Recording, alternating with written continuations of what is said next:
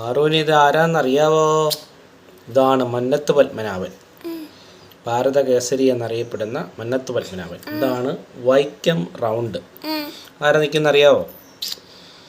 നോക്കിക്കേ, TK മാധവനാണ് നിൽക്കുന്നത്. TK മാധവനും Vaikom സത്യാഗ്രഹത്തിൽ പങ്കെടുത്ത ആളാണ്, അതിൻ്റെ നേതാവായിരുന്നു. ഈ കാണുന്നതാണ് പെരിയോറുടെ സ്മാരകം.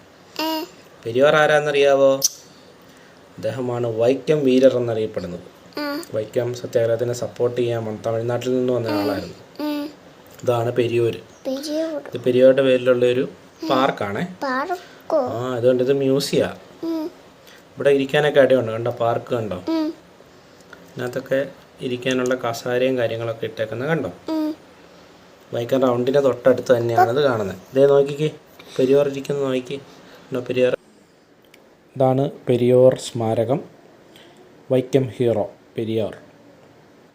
ഇവിടെ ഒരു ലൈബ്രറി ഉണ്ട്, കൂടാതെ കുട്ടികൾക്ക് വേണ്ടി കളിക്കാൻ വേണ്ടി ഒരുക്കിയിരിക്കുന്നൊരു പാർക്ക്, കൂടാതെ വലിയവർക്കുമൊക്കെ സ്പെൻഡ് ചെയ്യാൻ സാധിക്കുന്ന ഒരു സ്ഥലമാണ്. അപ്പോൾ വൈക്കം റൗണ്ടിൽ പോകുമ്പോൾ നിങ്ങളിവിടെ പോകാൻ ശ്രമിക്കുക.